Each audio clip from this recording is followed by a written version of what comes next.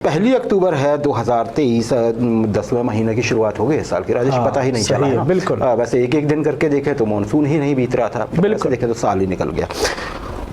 आज है जी, आज का जो दिन है वो दो प्रमुख उनके लिए डेजिग्नेट किया गया है। एक तो है आज वर्ल्ड वेजिटेरियंस डे। क्या बात, शाकाहारी दिवस, शाकाहारी लोग जो होते हैं उनके लिए है।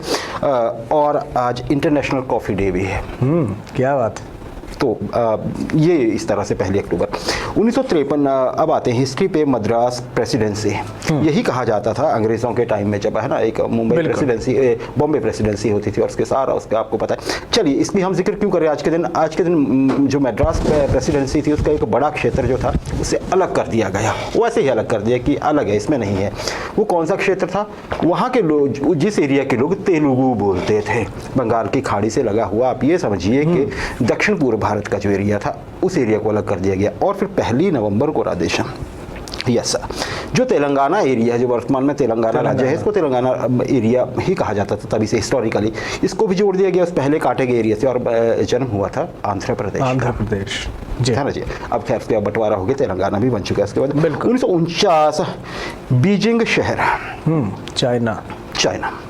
आज के दिन यहाँ पे एक बहुत बड़ा कार्यक्रम होता है राजेश, उसमें पूरे चीन के लोग पहुंचे होते हैं, बड़ा भव्य कार्यक्रम। और उसमें करिश्माई कम्युनिस्ट लीडर जो थे माओ जेडोंग, वो खड़े होते हैं और वो घोषणा करते हैं कि आज से हमारे देश का नाम होगा पीपल्स रिपब्लिक ऑफ चाइना। और तब से वर्तमान चाइना का गठन हुआ आज के दिन जी। और वो माओ साहब की जो है वो अभी तक चली आ रही। अच्छा, लड़ाई किससे थी? पहले तो जो इंपीरियल फोर्स, इंपीरियल गवर्नमेंट थी वहाँ पे, उससे थी, जापान से थी, और फिर उसके बाद नेशनलिस्ट गवर्नमेंट जो बनी थी उससे भी कम्युनिस्ट की लड़ाई हुई थी। तो गवर्नमेंट कहाँ गई? वर्तमान के ताइवान में। वो हाँ, मेनलैंड छोड़ के वहाँ चली गई, उनसे माओ की लड़ाई थी। अच्छा, तो इनको जनरल माओ भी कहा जाता था। और एक और, ये खुद मार्क्सिस्ट लेनिनिस्ट फॉलोअर थे, है ना? तो, हाँ बिल्कुल। लेकिन बड़ी बात ये है कि कम्युनिज्म की एक नई फॉर्म इनके ही नाम से निकली, माओइज्म, माओवाद, माओवादी। सही है।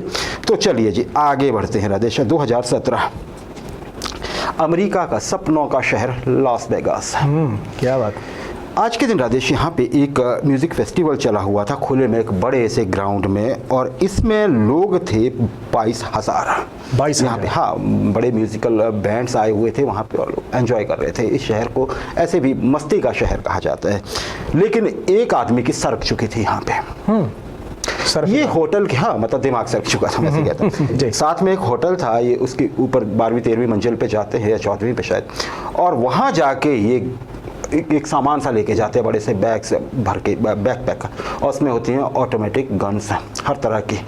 ये भाई साहब सारी गन को लोड करते हैं और नीचे जो लोग होते हैं खिड़की खोलते हैं और इनडिस्क्रिमिनेट फायरिंग, बिना देखे सुने, किसे गोली लग रही है किसे नहीं, फायरिंग। तब तक फायरिंग जब तक थोड़ी सी गोली इनके पास नहीं बच गया, समझिए एक पिस्टल नहीं बच गया। उसके बाद इन्होंने क्या किया, इस भाई ने, इसने अपने सिर पे बंदूक लगाई, गन लगाई, पिस्टल लगाया, गोली मार ली। नाम था स्टीफन पैडॉक, 64 साल उम्र थी राजेश। कितने लोग मारे गए? 58 लोग मारे गए जो वहाँ पे एंजॉय करने पहुंचे हुए थे, और उसमें सभी तरह के लोग थे। हाँ सन के बिल्कुल 800 लोग घायल हुए थे। ये आज के दिन हुआ था अमेरिका की हिस्ट्री।